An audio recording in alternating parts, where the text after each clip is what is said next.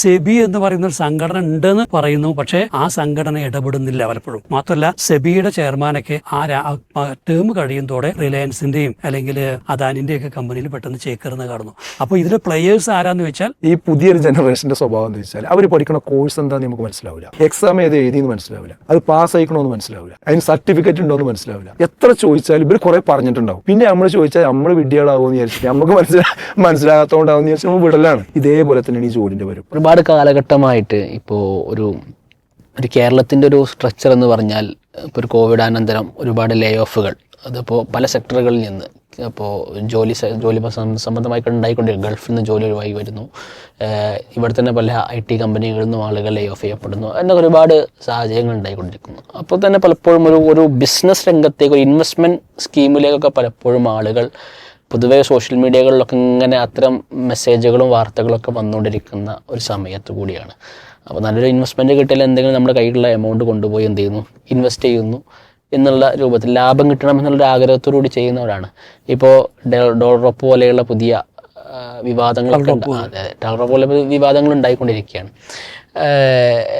യഥാർത്ഥത്തിൽ ഇത്തരം ഇൻവെസ്റ്റ്മെൻറ്റ് സ്കീമുകൾ നമ്മുടെ പണത്തെയും നമ്മുടെ സാഹചര്യങ്ങളെയും നമ്മുടെ എല്ലാ വിഷയത്തെയും ഇല്ലായ്മ ചെയ്തുകൊണ്ടിരിക്കുന്ന ഒരു ദുരന്തമായി കൊണ്ട് മാറുന്നുണ്ടോ എന്നുള്ളതാണ് ചോദ്യം. നമുക്ക് അത്ഭുതം തോന്നേണ്ട ഒരു കാര്യമാണ് ശരിക്കും പറഞ്ഞത്.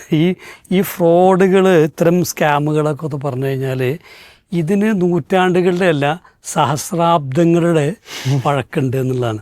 അപ്പോൾ നമ്മുടെ നാട്ടിലിപ്പോൾ ഈ അടുത്തിപ്പോൾ ഈ സുകുമാരക്കുറുപ്പ് വീണ്ടും എന്ത് ചെയ്തു, ചർച്ചയിൽ വന്ന് അദ്ദേഹം ജീവിച്ചിരിപ്പുണ്ടോ ഇല്ലേ എന്നുള്ളതൊക്കെ. അദ്ദേഹം ചെയ്ത തട്ടിപ്പ് എന്തായിരുന്നു? താൻ മരിച്ചു എന്ന് വരുത്തി തീർത്തുകൊണ്ട് പിന്നെ ഇൻഷുറൻസ്, വലിയൊരു ഇൻഷുറൻസ് തുക തട്ടിയെടുക്കാൻ. നമുക്ക് അത്ഭുതം തോന്നുന്നത് എന്താ അറിയോ? BC 300 ക്രിസ്തുവിന് 300 വർഷം മുൻപ് രണ്ടാളുകൾ, ഹെഗസ്ട്രോട്ടസ് എന്നും സെനോസ്തമിസ് എന്ന് പറയുന്ന രണ്ടാളുകൾ തങ്ങളുടെ കപ്പലും ചരക്കൊക്കെ കൂടെ മുക്കി, എന്നിട്ട് എന്തിനാണ് ഇൻഷുറൻസ് ചെയ്യാൻ ക്ലെയിം ചെയ്യാൻ വേണ്ടി. അപ്പോൾ ഈ ഐഡിയ എന്നുണ്ട്, അന്ന് ഉണ്ട്. പക്ഷേ നിർഭാഗ്യവശാൽ ഒരാൾ മുങ്ങി മരിക്കുകയും ചെയ്തു, ഒരാൾ പിടിക്കപ്പെടുകയും ചെയ്തു. അപ്പോൾ ഇവിടെ ഭരണകൂടങ്ങൾ എന്ത് ചെയ്തിട്ടുണ്ട്? ഈ തട്ടിപ്പുകൾ മറ്റേ ജനങ്ങളുടെ മുകളിൽ വെച്ച് നടത്തിയിട്ടുണ്ട്. എന്തായാലും ഈ വളരെ ഈ ചരിത്രത്തിൽ നമുക്ക് കാണാവുന്ന സമാനതയുള്ള ഒരുപാട് തട്ടിപ്പുകളുണ്ട്. ഇതിൻ്റെ റിപ്പിറ്റേഷൻ തന്നെയാണ് ലോകത്ത് നടന്നുകൊണ്ടേ ഇരിക്കുന്നത്. അപ്പം അതുകൊണ്ടാണ് ചിലപ്പോൾ നമ്മൾ ഈ പോൺസി സ്കീം എന്ന് പറയുന്ന ഒരു ഇത് നമ്മൾ പറയുന്ന മണി ചെയിൻ ഉള്ള സാധനം, multi level marketing. Multi level കുറച്ച് വ്യത്യാസമുണ്ട്. എന്തായാലും മണി ചെയിൻ നമുക്കറിയാലോ. ഈ മണി ചെയിൻ എന്ന് തുടങ്ങിയിട്ടുണ്ട് 18-ാം നൂറ്റാണ്ടിൻ്റെ അവസാനത്തിൽ തുടങ്ങിയിട്ടുണ്ട്. 19-ാം നൂറ്റാണ്ടിൽ വലിയ സാധ്യതയുണ്ട്. 20-ാം നൂറ്റാണ്ടിൽ അതിനേക്കാളും ചെയ്തിട്ടുണ്ട്. ഈ പോൺസി സ്കീം വന്നപ്പോൾ എന്ത് ചെയ്തു? ഇത് ജസ്റ്റ് ആലോചിച്ച് കഴിഞ്ഞാൽ തന്നെ അറിയാം ഇത് പൊട്ടാൻ പോകുന്നൊരു സാധനമാണെന്നല്ല. പക്ഷേ ആളുകൾ കാൽക്കുലേഷൻ നടത്തുകയില്ല. ഇത് കൊണ്ട് തന്നെ പുതിയ രൂപത്തിലൊക്കെ പിന്നെ പിരമിഡ് സ്കീമുകൾ, നേരത്തെ പറഞ്ഞ പോലെ ഈ MLMs, മൾട്ടി ലെവൽ മാർക്കറ്റിംഗ്. യഥാർത്ഥത്തിൽ ഈ സാധനം പറയാറുണ്ട്, ഈ MLMസിൻ്റെ ഒക്കെ ഈ സ്കീം വെച്ചുകൊണ്ട് ചെയ്യുമ്പോൾ 26ാമത്തെ സ്റ്റേജ് കവർ ചെയ്യണമെങ്കിൽ കേരളത്തിലെ ജനസംഖ്യ 6 കോടിയാവണമെന്ന്. 6000 കോടിയില്ല, 6 കോടിയാവണമെന്ന്. അല്ല, അപ്പോൾ ഇവിടെ വെച്ചാൽ ഈ robbing Peter to pay Paul എന്നാണ്. അതായത് നിങ്ങളടുത്ത് എന്ത് ചെയ്യുക, ഞാൻ കാശ് ചെയ്യും, അഷ്റഫ് ഖാനൊന്നും ചെയ്യും, മൂന്നാമത്തെ ഒരാൾക്ക് കുറച്ച് കൊടുക്കും, എന്നിട്ട് മൂപ്പരെ കൊണ്ട് 5ാമത്തെ 6 പിടിക്കും. ഇതിങ്ങനെ ഒരു ചെയിനായി വർക്ക് ചെയ്യുകയും ചിലതൊക്കെ ആളുകൾ അറിഞ്ഞുകൊണ്ടാണ് ചെയ്യുന്നത്. ഇത് പൊട്ടെന്നറിയാം, എന്നിട്ടും എന്ത് ചെയ്യും, അതിനകത്ത് ചേരും. പക്ഷെ ഞാൻ പറഞ്ഞാൽ ഇത് യഥാർത്ഥത്തിൽ ഒരു സമാനമായ തന്ത്രമാണ് ഉപയോഗിക്കുന്നത്. അതുകൊണ്ട് തന്നെ ആളുകൾ ഇത്തരം കാര്യങ്ങൾ വരുമ്പോൾ ശ്രദ്ധിക്കേണ്ട ചില കാര്യങ്ങൾ നമുക്ക് പറയാൻ പറ്റുന്നതുകൊണ്ട്, ഒന്നാമത് വെച്ചാൽ ഈ ഒരു ഉട്ടോപ്യൻ ലോകത്താണ് പലപ്പോഴും ഇതൊക്കെ നടക്കുന്നത്. നേരത്തെ ആട് തേക്ക് മാഞ്ചിയും തട്ടിപ്പ് വന്നപ്പോഴേ എവിടെയാണ് നടക്കുന്നത്? കേരളത്തിലല്ല, പുറത്ത് തമിഴ്നാട്ടിൽ. അവിടെ 1000കണക്കിന് ഏക്കർ സ്ഥലം വാങ്ങിച്ചിട്ടാണ് നടത്താൻ പോകുന്നത്. അപ്പോൾ ഇവൻ അങ്ങോട്ട് പോയി നോക്കൂ? ഇല്ല. ഓൻ ആ കഥ എന്ത് ചെയ്താൽ മതി, കേട്ടാൽ മതി. ഈ രീതിയിൽ തന്നെയാണ് ഇപ്പോൾ ഈ നിങ്ങൾ ഈ പറഞ്ഞ ഡിജിറ്റൽ ഇതുമായിട്ട് ബന്ധപ്പെട്ട കമ്പനികളും അവർ കേരളമുടനീളം ആണ് ഹബ്ബുകൾ ഉണ്ടാക്കിയെടുക്കാൻ പോകുന്നത്. ശരി, നമ്മൾ വിശ്വസിക്കുക എന്നുള്ളതാണ്. പിന്നെ രണ്ടാമത്തെ എന്താ വെച്ചാൽ ഇത് റിസ്ക് ഫ്രീ ആണ്. കാരണം ഇതിനു വേണ്ട ഹാർഡ് വർക്കൊക്കെ ഞങ്ങൾ ചെയ്തോളാം, നിങ്ങൾ ജസ്റ്റ് എന്ത് ചെയ്താൽ മതി, ഇൻവെസ്റ്റ് ചെയ്താൽ മതി, ബാക്കി നിങ്ങൾക്ക് വേണ്ടി നമ്മൾ വർക്ക് ചെയ്ത് നിങ്ങൾക്ക് പിന്നെ വളരെ ഹൈ പ്രോഫിറ്റ് തരുന്നതാണ്. അതായത് ഇവിടുത്തെ ബാങ്കുകളും ഇവിടുത്തെ സാധാരണ കമ്പനികളൊക്കെ ഭയങ്കര ബുദ്ധിമുട്ടി ഉണ്ടാക്കുന്ന ഈ ലാഭം, എന്നിട്ട് അതിന് നമുക്ക് ലാഭം ഇത് തരണം, അത്രയൊന്നും ബുദ്ധിമുട്ടുണ്ടാവില്ല. ഇവിടെ അത് 30% 40% വാർഷിക വരുമാനം എനിക്ക് എന്ത് തരും. അപ്പോൾ ഞാൻ എന്ത് ചെയ്ത് ഉടനെ വിശ്വസിക്കും. പിന്നെന്താ വെച്ചാൽ നിങ്ങളുടെ മുമ്പിൽ ഞാൻ ഫ്യൂച്ചറുമായി ബന്ധപ്പെട്ട് വലിയ കണക്കുകൾ വെക്കുന്നത്. നിങ്ങൾ മിക്കവാറും ചിലപ്പോൾ എലോൺ മാസ്കിൻ്റെ ആ ഒരു ലെവലിലേക്ക് നിങ്ങൾ എന്ത് ചെയ്യും, ഉയരാൻ സാധ്യത ഉണ്ടെന്ന്. ഞാനപ്പോൾ തന്നെ സീറ്റിൽ നിന്ന് എന്ത് ചെയ്തു, ഞാൻ കേട്ടിരിക്കുന്ന സമയത്ത് തന്നെ പൊങ്ങി ഏതാണ്ട് വെൻസിൽ കയറി അല്ലെങ്കിൽ എന്താണ് വിമാനത്തിൽ കയറി പറക്കാൻ ഞാൻ തുടങ്ങുന്നുണ്ട്. ടെസ്റ്റിമോണികളും അങ്ങനെ തന്നെ പറയല്ലേ, ഇന്നലെ തെരുവിൽ കച്ചവടം നടത്തിയുന്ന വ്യക്തി നാളെ ബെൻസ് കാറിൽ എന്നിട്ട് ഓൻ വരും, ചിലപ്പോൾ പ്രത്യക്ഷപ്പെടുക എന്ത് ചെയ്യും. അതായത് ഈ ഇതിൽ വേറെ ചില ഈ തുടക്കക്കാരെ തൃപ്തിപ്പെടുത്തും. ഈ മണി ചെയിനൊക്കെ ആണെങ്കിൽ വെച്ചാൽ ആദ്യത്തെ കുറച്ച് പേര് എന്ത് ചെയ്യും, തൃപ്തിപ്പെടുത്തും, അവർക്ക് കാര്യമായിട്ട് കിട്ടുകയും ചെയ്യും. അതോടെ അവനതിൽ വിശ്വാസം പൂർണ്ണമായി. പിന്നെ അവനോടാണ് പറയുന്നത് അടുത്ത ആളെ പിടിക്കാൻ, ഞാൻ കണ്ടോ എന്ന് പറയാണ്. അങ്ങനെ ഈ ഒരു മൗത്ത് ടു മൗത്ത് ആണ് കാര്യമായിട്ട് ഇവരിതിനെ പ്രചരിപ്പിക്കുന്നത്. പിന്നെന്താ വെച്ചാൽ ഈ ചേർക്കുന്നവർക്കുള്ള ഇൻസെൻറ്റീവ്സ് കാര്യങ്ങളൊക്കെ എന്ത് ചെയ്യും, കൊടുത്തു തുടങ്ങുന്നവർ തന്നെ ഇതൊരു ടോക്ക് ഓഫ് ദ ടൗൺ ആയിട്ട് മാറുന്നു, അല്ലെങ്കിൽ ടോക്ക് ഓഫ് ദ സൊസൈറ്റി ആയിട്ട് മാറുകയും ചെയ്യുന്നു. പിന്നെ ഈ പറഞ്ഞ ഫേക്ക് ടെസ്റ്റിമോണിയൽസ് അതിനവരാരും ഉപയോഗിക്കും. ഇന്നിപ്പോൾ സിനിമാ നടന്മാരെ വരെ എന്താണ് ഉപയോഗിക്കും. അതുപോലെ തന്നെ ഇപ്പോഴത്തെ അവസ്ഥയിൽ വലിയ ചാനലുകളുടെ പിന്തുണയോടെയാണ് ഇത് ചെയ്യുന്നത്. അവർ 2-3 പ്രോഗ്രാംസ് സ്പോൺസർ ചെയ്യും. അപ്പോൾ ആ സ്പോൺസറിൻ്റെ സമയത്ത് ഇവർ അവിടെ പ്രത്യക്ഷപ്പെടുന്നു, അതിന് ചിലപ്പോൾ അഡീഷണൽ എമൗണ്ടും കൊടുത്തിട്ടുണ്ടാവും. ആ ഒരു ടെസ്റ്റിമോണിയലാണ് ഇവർ യഥാർത്ഥത്തിൽ വ്യാപകമായിട്ട് പ്രചരിപ്പിക്കുന്നത്. ഈ പാവം ജനത്തെ സംബന്ധിച്ചോളം എന്താണ്, ഇത് സ്പോൺസേർഡ് ആണോ, അഡ്വർടൈസ്മെൻ്റ് ആണോ, അല്ലെങ്കിൽ ഈ രീതിയിൽ പെയ്ഡ് ആണോ എന്നൊന്നും അറിയില്ല. അവനെന്താണ് ഇന്ന ചാനൽ, ആ ചാനൽ നമുക്കറിയാലോ, ഇന്ന ആളാനകത്ത് മറ്റേ ഇത് ചെയ്യുന്നത്, ഈ രീതിയിലുള്ള ഒരു പ്രചരണത്തിൽ കുടുങ്ങി പോവുകയാണ്. ഇതിലൊരു അത്ഭുതം എന്ന് വെച്ചാൽ മുസ്ലിങ്ങളെ മാത്രം ഉദ്ദേശിച്ച് പലിശരഹിത ഈ ബിസിനസ് എന്ന രൂപത്തിൽ അവരെ വളരെയേറെ സ്വാധീനിച്ചുകൊണ്ട് സാധനങ്ങൾ ചെയ്തു. ഇപ്പോൾ ഈ കോവിഡ് കാലത്ത് ക്യൂനെറ്റ് എന്ന് പറയുന്നൊരു സാധനം, അത് ഗൾഫ് രാജ്യങ്ങളിൽ നിന്ന് 1000-ഓളം കോടി അടിച്ചെടുത്തു എന്നാണ്. കാരണം ആ സമയത്ത് പലരും കുറച്ച് കയ്യിൽ കാശുണ്ടാവും, ജോലി ഇല്ലാതിരിക്കുകയാണ്, അല്ലെങ്കിൽ നാട്ടിലേക്ക് പോയിട്ടുണ്ടാവും. അപ്പോൾ ഇവരൊക്കെ സംബന്ധിച്ചോളം അവർ വേഗം തന്നെ ഈ സാധനത്തിൽ പോയിട്ട് ഇൻവെസ്റ്റ് ചെയ്തിരുന്നു. കാരണം എന്തെങ്കിലും വരുമാനം വേണ്ടേ. അപ്പോൾ അന്ന് ആ തട്ടിപ്പിന് ഇരയാളുകൾ പിന്നെ എന്ത് ചെയ്തിട്ടുണ്ടാവും, സമാനമായ തട്ടിപ്പിൽ വേറെയും ഇരയായിട്ടുണ്ടാവും. എന്തായാലും ഈ പ്രൊഫഷണൽസിനെ ഉദ്ദേശിച്ചുകൊണ്ട്, പെൻഷനേഴ്സിനെ ഉദ്ദേശിച്ചുകൊണ്ട്, സ്ത്രീകളെ മാത്രം ഉദ്ദേശിച്ചുകൊണ്ട് ഒക്കെ ഈ രീതിയിലുള്ള തട്ടിപ്പുകൾ വ്യാപകമായി നടന്നുണ്ട്. എന്തായാലും പിന്നെ വേറെ ഒന്നുണ്ട് വെച്ചാൽ പലപ്പോഴും ചിലർ പറയുന്ന സാമൂഹിക കാരണങ്ങളിലാവും. ഞങ്ങൾ പ്ലാസ്റ്റിക് ഫ്രീ ലോകം ഉണ്ടാക്കും, അല്ലെങ്കിൽ പിന്നെ ലോകം മുഴുവനും ഇനി നമ്മളുടെ വെജിറ്റബിൾസ്, അതായത് വിഷമിടാത്ത വെജിറ്റബിൾസ് ആരും കഴിക്കുന്നത്, അതിനു വേണ്ടിയുള്ള പദ്ധതിയാക്കണം. അപ്പോൾ ഇതേപോലെ എന്താണ് ഇപ്പോൾ ഈ പുതിയ കമ്പനി പറഞ്ഞത് എന്താണ്, കേരളത്തിൽ നമ്മളൊരു സിലിക്കൺ വാലിയാക്കിയിട്ട് മാറ്റിയെടുക്കും. ഇങ്ങനെയുള്ള സാമൂഹിക കോസുകൾ പറഞ്ഞുകൊണ്ട് ആളുകളെ വല്ലാണ്ട് ത്രില്ല് അടിപ്പിക്കുക. എന്തായാലും ജനങ്ങളെ സംബന്ധിച്ചോളം ഈ പ്രൊഡക്റ്റ് ഉള്ളതാണോ, എന്താണ് അതിൻ്റെ സർവീസ്, എന്താണ് അതിനൊരു റവന്യൂ മോഡലുണ്ടോ, മാർക്കറ്റിംഗ് എന്താ, ഇതൊന്നും അവർ ആലോചിക്കുക ചെയ്യുന്നില്ല. പക്ഷെ എനിക്കൊരൊറ്റ കാര്യം പറയാമെന്ന് വെച്ചാൽ യഥാർത്ഥത്തിൽ ഇവരൊക്കെ എടുക്കുന്ന വിശ്വാസത്തെയാണ് ആധാരമാക്കിയെടുക്കുന്നത്. നമ്മുടെ സമൂഹം നിലനിൽക്കുന്നത് തന്നെ ഈ ഒരു പരസ്പര വിശ്വാസത്തിലാണ്.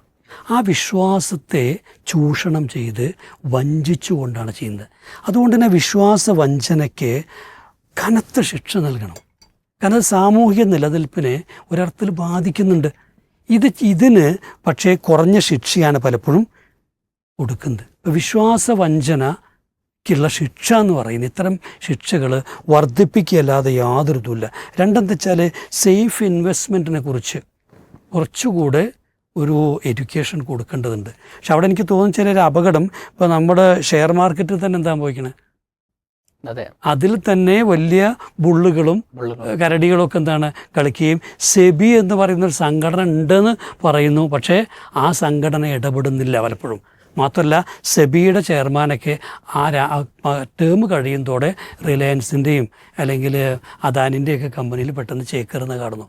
അപ്പോൾ ഇതിൽ പ്ലെയേഴ്സ് ആരാന്ന് വെച്ചാൽ അപ്പോൾ നമുക്ക് സേഫായിട്ട് ഇൻവെസ്റ്റ് ചെയ്യാൻ പറ്റുന്ന അല്ലെങ്കിൽ അങ്ങനത്തെ പറ്റുന്ന ഇടങ്ങൾ അവിടെ പോലും സേഫ്റ്റി ഇല്ലാതെ ആകുമ്പോൾ ജനം സ്വാഭാവികമായിട്ടും ഇൻസ്റ്റൻ്റ് ആയിട്ടുള്ള ഈ മോണിറ്ററി ബെനിഫിറ്റുകളിലേക്ക് പോകുന്നതിൽ തെറ്റു പറയാൻ വയ്യ. എന്തായാലും സർക്കാരിൻ്റെ ഇടപെടൽ വളരെ അത്യാവശ്യമാണ്. ഇനി ഈ അടുത്തൊരു ഇത് കണ്ടോ, ഇത് എന്താണ് മ്യൂൾ അക്കൗണ്ടിങ് പറയുന്ന സാധനം. അതെ അതെ, മ്യൂൾ അക്കൗണ്ടിങ്. യെസ്.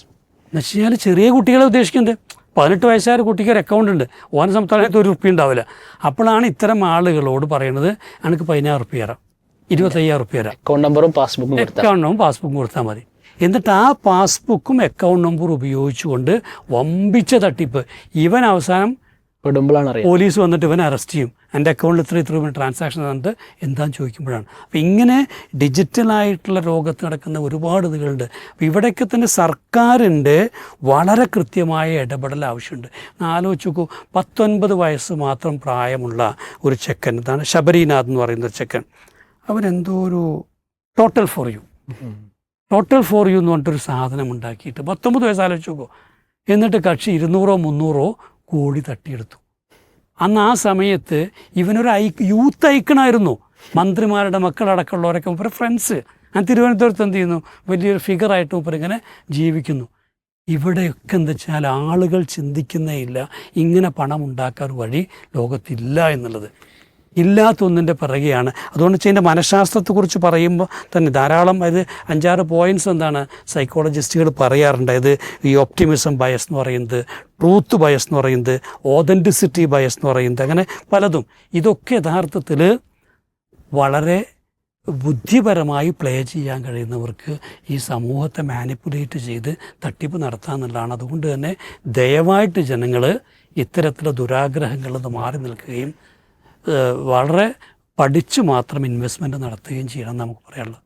തീർച്ചയായിട്ടും ഈ ഒരു സമയത്ത് എന്തായാലും ഇതിൽ ഇരയാക്കപ്പെടുന്നത് പാവപ്പെട്ട ജനങ്ങളാണ്. പ്രത്യേകിച്ച് മക്കളുടെ കല്യാണത്തിന് വേണ്ടി പണം ഒരു കൂട്ടി വെച്ച് ആളുകൾ അല്ലേ, സ്വർണം വിറ്റ് തങ്ങളുടെ സ്വർണം വിറ്റ് എന്ത് ചെയ്യുക, എന്നൊക്കെ അങ്ങനെ നേരത്തെ സൂചിപ്പിച്ച സ്ത്രീകൾ, പ്രൊഫഷണലുകൾ, എല്ലാ തരത്തിലുള്ള കാറ്റഗറിയിലുള്ള ആളുകളും എന്ത് ചെയ്യുന്നു ഇതിലേകദേശത്തിൽ ഇതിലൊരു പ്രശ്നമുണ്ട്. യഥാർത്ഥത്തിൽ എങ്ങനെയെങ്കിലും പണം സമ്പാദിക്കണം എന്നുള്ളൊരു കൺസെപ്റ്റ് യഥാർത്ഥത്തിൽ വരുന്നുണ്ടോ? ഇതിലുള്ള അടിസ്ഥാന പ്രശ്നം എന്ന് വെച്ചാൽ മനുഷ്യൻ്റെ കാഴ്ചപ്പാടിൻ്റെ പ്രശ്നമാണ്. നമ്മൾ ജീവിക്കുന്നത് ഒരു ബിസിനസ്സിന് വേണ്ടിയാണോ, തൊഴിലിന് വേണ്ടിയാണോ, കുറേ പണം ഉണ്ടാക്കാൻ വേണ്ടിയാണോ? അതിനു വേണ്ടിയാണോ ജീവിക്കുന്നത്, അതോ ജീവിക്കാൻ വേണ്ടിയാണോ എന്നൊക്കെ ചെയ്യണത്? ഇതാണ് ചോദ്യം. ഇതാണ് മിനിമം അത്രേ ഉള്ളൂ. നമ്മളൊക്കെ മനസ്സിലാക്കണത് എന്താ വെച്ചാൽ ജീവിക്കാൻ ഒരു ജോലി വേണം, ഒരു ബിസിനസ് വേണം, ഒരു കച്ചവടം വേണം. എന്നിട്ട് സ്വസ്ഥമായിട്ട് ജീവിക്കണം ഇവിടെ. ഇതാണ് നമ്മളൊക്കെ മനസ്സിലാക്കണത്. ഇവർ തിരിച്ച് എങ്ങനെയാണെന്ന് വെച്ചാൽ ബിസിനസ്സിന് വേണ്ടിയാണ് ജീവിക്കണത്. സ്റ്റാർട്ടപ്പിനും ബിസിനസ്സിനും വലിയ കോടി ഉണ്ടാക്കാനും അറിയപ്പെടാനും അതിനു വേണ്ടിയാണ് ജീവിക്കുന്നത്. ഈ 2 മൈൻഡ് സെറ്റപ്പിൻ്റെ ഒരു ശീതസമരമാണ് യഥാർത്ഥത്തിൽ ഈ ബിസിനസ്സിന്. ഇപ്പം നിങ്ങൾ പറഞ്ഞല്ലോ സാധാരണക്കാർ വളരെ അങ്ങനെ കുടുങ്ങുന്നവരും ഉണ്ടാവാം. പക്ഷേ ഇത് ഇന്നും ഇന്നലെ പൊട്ടാൻ തുടങ്ങിയല്ലോ. അല്ല, എത്ര പൊട്ടി കേരളത്തിൽ. പണ്ട് ആടുതേക്ക് മാഞ്ചിയ മുതലെടുത്ത് തുടങ്ങിയാൽ അന്ന് ഡിജിറ്റൽ കാലമല്ല, അന്ന് മുതൽ പത്രങ്ങളിലൊക്കെ അത് പരമ്പര വന്നതാണ്. പിന്നെ എത്ര മണിച്ചേനികൾ, MLMകൾ, സംഗതികൾ. ഇത് ഒരു വിശ്വാസിനെ ഒരു മാളത്തുനിന്ന് ഒരു പ്രാവശ്യം പാമ്പൊലി കൊള്ളുന്ന ആശയം വളരെ വലുതാണ്. വിശ്വാസിയാണെങ്കിൽ ഒരു വട്ടേ മാളത്തുനിന്ന് പാമ്പൊലിക്കും, 2ാമത് കടിക്കൂല. ഇത് 100 വട്ടം കടിക്കണത്. ഇപ്പം അവസാനം എവിടെ എത്തിക്കണമെന്ന് അറിയോ? ഇപ്പം ഇത് പൊട്ടെന്ന് വിചാരിച്ചങ്ങാണ്ട് ഇത് ചേരുന്നുണ്ട്. ഇപ്പം നേരത്തെ ഒരാൾ പറഞ്ഞ ഇന്നിപ്പോൾ ഈ വിഷയം കണ്ടപ്പോൾ ഒരാൾ പറഞ്ഞാണ് എന്ത് എങ്ങനെ അറിയോ, ഈ ഇങ്ങനത്തെ സംഗതികളുണ്ടല്ലോ, ഇത് വരുമ്പോൾ അതിനൊരു ഡ്യൂറേഷൻ ഉണ്ടാവുമല്ലോ, ആദ്യത്തെ സമയം 1 കൊല്ലം 2 കൊല്ലം 3 കൊല്ലമൊക്കെ. അപ്പം എന്നെ തുടങ്ങിയിട്ട് എത്ര ആയി നിൽക്കും. അതിപ്പോൾ 6 മാസമായിട്ടുള്ളൂ, എന്നാൽ ചേരാം. അപ്പം എന്താ വെച്ചാൽ ആദ്യത്തെ 1 വർഷത്തിന് ഏണിങ് കിട്ടും അത്രേ. അപ്പോൾ അവർ കൊടുത്തതും അതിൻ്റെ അപ്പുറമൊക്കെ കിട്ടും. അപ്പോൾ ഓക്കെയാണ്. പിന്നെ അത് പൊട്ടുന്ന പേർക്കറിയാം, പൊട്ടുമ്പോൾ ഇവരെന്ത് ചെയ്യും, പോയിട്ടുണ്ടാവും. അപ്പോൾ ഇപ്പം എങ്ങനെയാ വെച്ചാൽ പൊട്ടുന്ന് അറിഞ്ഞുകൊണ്ടാണ് ചേരുന്നത്, അല്ലാതെ പൊട്ടൂലാന്ന് വിചാരിച്ചത്. പിന്നെ അതിലും മുമ്പ് പൊട്ടുമ്പോഴാണ് ചില ആൾക്കാർക്ക് എന്ത് പ്രശ്നം ഉണ്ടായത്. അപ്പം ഞാൻ പറയുന്നത് എന്താ വെച്ചാൽ, ഒന്ന് നമ്മൾ മനസ്സിലാക്കേണ്ടത് നമുക്ക് ജീവിക്കാനുള്ള വരുമാനം മതി. ഒരു ചാണ് വയറലിൻ്റെ ആവശ്യമുള്ളൂ. പിന്നെ 2 കുട്ടികൾക്ക് കിടക്കാനുള്ളൊരു വീട് വേണ്ട. പിന്നെ ഒരു തലമുറക്കുള്ള കാശും ഉണ്ടാക്കിയേക്കാം. അതിൻ്റെ അപ്പുറത്തേക്ക് എന്തിനാത്, എന്താ പരിപാടി? നിങ്ങൾക്ക് കോടി എന്തിനാത്? നമ്മൾ ചിരഞ്ജീവിയോടെ അങ്ങ് ജീവിക്കൂ, എന്നിട്ട് അനുഭവിക്കാൻ കഴിയും. ഇത്രയും കാലം ഉണ്ടാക്കിയ നല്ല സൽപ്പേര് നാട്ടുകാർ മുഴുവൻ കുളം തോണ്ടി കയ്യാമം വെച്ച് സ്റ്റേഷനിലേക്ക് പിടിച്ചുകൊണ്ട് പോകണ ഫോട്ടോ പിന്നെ കാണുന്നത് എന്ത് തോന്നിയ സത് ഒന്ന് ആലോചിക്കണ്ടേ. ഇപ്പം എന്താ വെച്ചാൽ കുറേ ആൾക്കാർ ഇറങ്ങിയിട്ടുണ്ട്. ഇതിന് ഒരു കാരണം ഞാൻ പറയുന്നത് ഈ മോട്ടിവേഷൻ സ്പീക്കർമാരുണ്ടല്ലോ ബിസിനസ് രംഗത്തുള്ള, അവർ നിങ്ങളുടെ സ്വപ്നം നിങ്ങളുടെ എന്നൊക്കെ പറഞ്ഞിട്ട് അതിലൊക്കെ ഇരിക്കുന്ന ആളുകൾ ഭയങ്കര ഹൈ പ്രൊഫൈലുള്ള ആളുകൾ ഇവർ വായിക്കും നോക്കി കഴിഞ്ഞാൽ ഇവർ പച്ചത്തെറി വരെ ഈ ആൾക്കാർക്ക് തെറി വിളിച്ചു പറയും. കുറച്ച് മുമ്പ് ഉണ്ടായിരുന്നു. അതൊക്കെ സഹിച്ചിരിക്കണത് എന്തിനാ? ഈ കാശുണ്ടാക്കാനാണ്. അപ്പം അതുകൊണ്ട് അത് നമ്മൾ ആദ്യം എന്ത് ചെയ്യണം, ക്വസ്റ്റ്യൻ ചെയ്യണമെന്ന് എനിക്ക് പറയാനുള്ളത്. പിന്നെ ഇവരെന്താ വെച്ചാൽ പിടിക്കാൻ കിട്ടൂല. കാരണം എന്താ വെച്ചാൽ ഇത് പൊട്ടുള്ളതാണെന്ന് ഏറ്റവും ഒന്നായിട്ട് പറയാം അവർക്കാണ്. അതുകൊണ്ട് ലീഗലി പിടിക്കാൻ കിട്ടാത്ത എല്ലാ സംഗതികളും ഇവർ ചെയ്യുന്നുണ്ട്. പണ്ട് എവിടെയോ പറയുന്നുണ്ട്, ചെറിയ ആരാന്റെ പോക്കറ്റിൽ നിന്ന് പൈസ എടുത്താലും ബാഗ് കൊള്ളടിച്ചാലും ഒരേ ശിക്ഷ. ഇന്ത്യ നിയമത്തിൽ ഒറ്റ വകുപ്പേ ഉള്ളൂ. പിന്നെ ഇതിനെന്താ വെച്ചാൽ പിന്നെ ഇതൊക്കെ തുറന്ന് കാണിക്കേണ്ടത് മാധ്യമങ്ങളാണ്, പത്രങ്ങളും ചാനലുകളും ഒക്കെയാണ്. അവരിതിൽ കൂട്ടുകൃഷിയാണ്. അപ്പം നേരത്തെ അമിത് മാഷ് പറഞ്ഞില്ലേ, ഇവരൊക്കെ ഇങ്ങനെ ബിൽഡ് ചെയ്ത് കൊണ്ടുവരുന്നതിൽ ഇവർക്കൊക്കെ എന്തുണ്ട് പങ്കുണ്ട്. അവർക്ക് കോടികൾ കിട്ടിയിട്ടുണ്ട് പരസ്യവും കാര്യങ്ങളും ആയിട്ട്. അപ്പോൾ അവർക്കും വില എക്സ്പോസ് ചെയ്യാൻ എന്തുണ്ടാവും, പ്രശ്നങ്ങളുണ്ടാവും. പിന്നെ ഇതിൽ കയറുന്ന ജോലിക്കാരാണ്. ഈ ജോലിക്കാർ ഇതിൻ്റെ ആളുകളായിട്ട് സമൂഹത്തിൽ അറിയപ്പെട്ടു. അപ്പോൾ പിന്നെ ഇത് കുളത്തിലായി കഴിഞ്ഞാൽ ഇവർ കൂടി പ്രതികളാണ് സമൂഹത്തിന് മുമ്പിൽ. അപ്പോൾ അവരും എന്ത് ചെയ്യൂല, ഇതിൻ്റെ പ്രശ്നം പുറത്തു പറയില്ല. പിന്നെ ഇൻവെസ്റ്റേഴ്സാണ്, അവർക്ക് കുറച്ചൊക്കെ ലാഭം കിട്ടിയിട്ടുണ്ടാവും. പിന്നെ ഇത് പൊട്ടിപ്പോയി എന്ന് പറയുമ്പോൾ മാനഹാനി ഭയന്ന് കണ്ട് ഞാൻ അതിലില്ല, ഇനി പോയത് പോയി ഏതായാലും മാനം പോണ്ടെന്ന് വിചാരിച്ചാൽ അവരും ഉണ്ടാതിരിക്കും. അതുകൊണ്ട് ഇവിടെ സംഭവം ഉണ്ടെന്നതിനകത്ത് പറയുന്നു. ഇവിടെ പൊട്ടിയ എല്ലാ സംവിധാനങ്ങളുടെ പോലീസുകാർ പറയുന്നത് ആരും പരാതി തരുന്നില്ല, പിന്നെ ഞങ്ങൾ എന്താ ചെയ്യാന്നുള്ളതാണ്. ഈ ആനുകൂല്യത്തിലാണ് ഇതൊക്കെ എന്ത് ചെയ്യുന്നത് ഇന്ന് നടന്നു പോയിക്കൊണ്ടിരിക്കുന്നത്. അപ്പോൾ അതുകൊണ്ട് എനിക്ക് പറയാനുള്ള ഈ സെലിബ്രിറ്റികൾ, രാഷ്ട്രീയക്കാർ, മന്ത്രിമാർ, ഇവരൊക്കെ ഇത്തരം ആളുകൾ അങ്ങനെ പോഷാക്കി കൊണ്ടിറങ്ങുന്ന പരിപാടി ഉണ്ടല്ലോ, അതൊന്ന് ആലോചിച്ചുകൊണ്ട് ചെയ്യണം. അത് അവസാനം കുളത്തിലിറങ്ങുമ്പോൾ ഇവരെ കൊണ്ടൊക്കെയാണ് എന്ത് ചെയ്യണത്, ജനങ്ങൾ ഇതിൽ ആകൃഷ്ടരാകുന്നത്. അപ്പോൾ അത് ശ്രദ്ധിക്കണം എന്നുള്ളതാണ് എനിക്ക് ഒരു കാര്യം ഇതിൽ സൂചിപ്പിക്കാനുള്ളത്. പിന്നെ ഇത് എന്തുകൊണ്ട് പെടുന്നു എന്നുള്ളത് ഇപ്പോൾ ഞാൻ പറഞ്ഞു, ഈ ജീവിതത്തിനെ പറ്റിയുള്ള കാഴ്ചപ്പാട് കൃത്യമായിട്ട് ഇല്ലാത്തത് കൊണ്ട് തന്നെയാണ്. പിന്നെ ഇവർക്കുള്ള ധൈര്യം എന്താ വെച്ചാൽ എനിക്കൊന്നും നഷ്ടപ്പെടാല്ല. ഒരാളിപ്പോൾ ഇതിനെക്കുറിച്ച് പറഞ്ഞാൽ എന്താ അറിയോ, എനിക്ക് അങ്ങനെ നിങ്ങളാ പറയുന്ന ഒരു കുടുംബത്തിൻ്റെ പേര്, എൻ്റെ വാപ്പാൻ്റെ സൽപ്പേര്, അങ്ങനെ സംഭവമൊന്നും എനിക്കില്ല. പിന്നെ എൻ്റെ അടുത്ത് നായ പൈസ ഇല്ല. പിന്നെ എൻ്റെതൊന്നും പോകാനുമില്ല, എൻ്റെത് കണ്ടു കെട്ടാനും ഒന്നുമില്ല. ആകെ എനിക്ക് ചിലവി നാവും മാത്രമേ ഉള്ളൂ. പിന്നെ പാൻറ്റൊക്കെ ഇൻസൈഡാക്കി ഉഷാറാക്കി ആൾക്കാരോടൊക്കെ നടത്താനും നടക്കുക. പിന്നെ ഈ പോടെ വണ്ടിയും കാര്യങ്ങളൊക്കെ നാട്ടിലെ പൈസയാണല്ലോ, എടുത്ത ഡ്രസ്സും ഒക്കെ നാട്ടിലെ പൈസയാണ്. പിന്നെ എന്താ പ്രശ്നം, അവിടുന്ന് ഇവിടുന്ന് വാങ്ങിയതാണല്ലോ. അപ്പോൾ എനിക്കൊന്നും നഷ്ടപ്പെടാല്ല, കിട്ടിയതൊക്കെ ലാഭമാണ്. ഈ പോളിസി വെച്ചിട്ടാണ് ഇത്തരം ആളുകൾ എന്ത് ചെയ്യണം, സമൂഹത്തിൽ ഇറങ്ങുന്നത്. അത് മാന്യമായ ആൾക്കാർ എന്ത് ചെയ്യണം, മനസ്സിലാക്കണം. പിന്നെ ഇത് രക്ഷപ്പെടാനുള്ള മാർഗം എന്താ വെച്ചാൽ അമിത ലാഭം പറഞ്ഞുകൊണ്ട് വരുന്ന പരിപാടി ആദ്യം തന്നെ അവസാനിപ്പിക്കും. എനിക്കത് വേണ്ട, എനിക്ക് അത്ര ലാഭം വേണ്ട, ബുദ്ധിയുള്ളവനത് പറയുമല്ലോ. പിന്നെ എന്താണെന്ന് വെച്ചാൽ സ്വന്തം പണം കൊണ്ട് മാത്രം കാര്യങ്ങൾ ചെയ്യാം, വേറെ നാട്ടിലെ കാശ് കൊണ്ട് എന്ത് ചെയ്യേണ്ടതില്ല. നമ്മൾ അവിടെയും ഇവിടെയും കാശുണ്ടെന്ന് പറഞ്ഞുകൊണ്ടുള്ള പരിപാടി അവസാനിപ്പിക്കുക. പിന്നെ വിശ്വാസിയെ സംബന്ധിച്ചിടത്തോളം ഹലാലായ മേഖല മാത്രം തിരഞ്ഞെടുക്കുക, സുതാര്യതയും സത്യസന്ധതയും വരുന്നുണ്ടെന്ന് ഉറപ്പുവരുത്തുക, ഈ വ്യാജമായ പരസ്യങ്ങൾ ഒഴിവാക്കുക. അതുപോലെ തന്നെ തൊഴിലാളികളുടെ അവകാശം, വിയർപ്പ് പറ്റുന്നതിന് മുമ്പ് കൂലി കൊടുക്കണം എന്ന് പറഞ്ഞല്ലോ, അങ്ങനത്തെ ചില മൂല്യങ്ങളിൽ ഉറച്ചു നിൽക്കുക. പിന്നെ ഈ അളവും തൂക്കത്തിലും കൃത്രിമം കാണിക്കാൻ പാടില്ല എന്ന് പറഞ്ഞ മെസ്സേജ് ഉണ്ടല്ലോ, ഇതിൻ്റെയൊക്കെ ബേസ്, ഈ ബേസിൽ നിന്നുകൊണ്ട് ഇത്തരം കാര്യങ്ങളിലേക്ക് ഒരാൾ ചിന്തിക്കുകയാണെങ്കിൽ ഇതിൽ ഒരു വലയിലും എന്ത് ചെയ്യൂല, ഒരാൾ ഉൾപ്പെടില്ല. അപ്പോൾ ഈ പിന്നെ വിശ്വാസികളോട് എനിക്ക് പറയാനുള്ളത്, ഇസ്ലാം കച്ചവടത്തിന് വെച്ചിരിക്കുന്ന ചില മാനദണ്ഡങ്ങളുണ്ട്. ഇപ്പോൾ അടിസ്ഥാനപരമായി തന്നെ പറഞ്ഞല്ലോ, മദ്യവും ചൂതാട്ടം, ആ ഒരൊറ്റ വാക്ക് അത് നിഷിദ്ധമാക്കിയെന്ന് പറയാൻ കാരണം അതിനാണ് ഈ എല്ലാ പ്രശ്നങ്ങളും ജനറേറ്റ് ഉണ്ട്. ഇതൊക്കെ ചൂതാട്ടത്തിൻ്റെ അടിസ്ഥാനം. ഇതിനൊക്കെ ബേസ് വന്ന രണ്ട് കാര്യങ്ങളേ ഉള്ളൂ. അതിലേക്ക് പലിശയിലേക്ക് ഞാൻ പോകില്ല, ചൂതാട്ടത്തിലേക്ക് പോകില്ല, ലോട്ടറിയിലേക്ക് പോകില്ല. ഈ മണി ഇരട്ടിപ്പിക്കുന്ന പരിപാടി ഉണ്ട്, അധ്വാനിക്കാതെ കാശു അങ്ങനെ പരിപാടി എനിക്കില്ല എന്ന് ഒരാൾ തീരുമാനിച്ചാൽ തീരാവുന്ന കേസേ ഉള്ളൂ. അതുകൊണ്ട് ഞാൻ പറയുന്നത്, ഇത് ഒരാളും അറിയാതെ പോയി ചാടുന്നതല്ല. ഇത് കുറച്ച് ആൾക്കാരുടെ കയ്യിൽ കാശുണ്ട്, ഒന്നുകിൽ വിദേശത്തു നിന്ന് ജോലി ഒഴിവാക്കി വരുമ്പോൾ കിട്ടുന്ന കാശ്, അതുപോലെ തന്നെ സർവീസിൽ നിന്ന് കിട്ടുന്ന കുറച്ച് കാശ്, അല്ലെങ്കിൽ സ്വത്ത് ഭാഗം വെക്കുമ്പോൾ ഈ സ്ത്രീകൾക്കൊക്കെ എന്ത് ചെയ്യും, അവർക്ക് ഭൂമി കൊടുക്കാനുണ്ടാവില്ല. അപ്പോൾ അവർ ഒരു 10 ലക്ഷം രൂപ, 25 ലക്ഷം, 60 ലക്ഷം എന്നൊക്കെ പറഞ്ഞാൽ അവർക്ക് എന്ത് ചെയ്യും, ക്യാഷായിട്ട് കൊടുക്കും.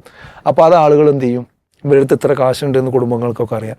ഓരോരുത്തർ 2 ലക്ഷം തരും, 10 ലക്ഷം തരും. അതെ.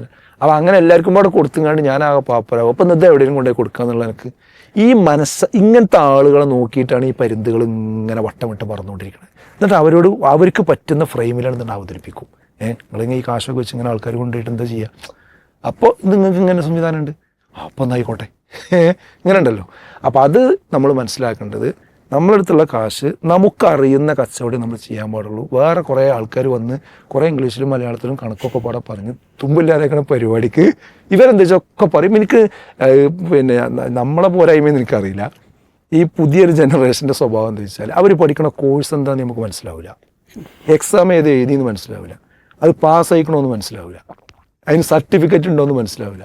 എത്ര ചോദിച്ചാലും ഇവർ കുറേ പറഞ്ഞിട്ടുണ്ടാവും. പിന്നെ നമ്മൾ ചോദിച്ചാൽ നമ്മൾ വിഡ്ഢികളാവുമെന്ന് വിചാരിച്ചു, നമുക്ക് മനസ്സിലാകാത്തതുകൊണ്ടാവുമെന്ന് വിചാരിച്ചാൽ നമ്മൾ വിടലാണ്. ഇതേപോലെ തന്നെയാണ് ഈ ജോലിൻ്റെ വരും. ഇപ്പം എന്താ ജോലി വെച്ചാൽ അവിടെ ഒരു പാർട്ടി ഉണ്ട്, ഇവിടെ ഒരു സംഘടന വരുന്നുണ്ട്, അവിടെ ഒരു കമ്പനി ഉണ്ട്, ആ കമ്പനിയിൽ നിന്ന് ഇങ്ങോട്ട് കമ്പനി ആക്കും, അങ്ങോട്ട് അയക്കും, ഇങ്ങോട്ട് അയക്കും. ഇവ 24 മണിക്കൂർ ഇവിടെ ഫ്രീ ആയിട്ട് നടക്കുന്നുണ്ടാവും. എന്നാൽ വലിയ ഓഫീസും പരിപാടിയും. ഇത് അങ്ങനെ ഉണ്ടല്ലോ, അത് ഒരു മായാക്കായി ഒരു വെർച്വൽ വേൾഡിലാണ് ഇതൊക്കെ നടക്കുന്നത്. യാഥാർത്ഥ്യത്തിൽ പലതുമില്ല. പക്ഷെ കൂട്ടത്തിൽ പറയാനുള്ളത്, നല്ല സ്റ്റാർട്ടപ്പ് സംവിധാനങ്ങൾ ഇന്ന് കേരളത്തിൽ തുടങ്ങുന്ന നല്ല മനുഷ്യന്മാരുണ്ട്. അവർക്ക് ഇതൊരു തിരിച്ചടിയാകരുത് എന്നാണ് എനിക്ക് പറയാനുള്ളത്. തീർച്ചയായിട്ടും യഥാർത്ഥത്തിൽ നമ്മളുടെ ഒരു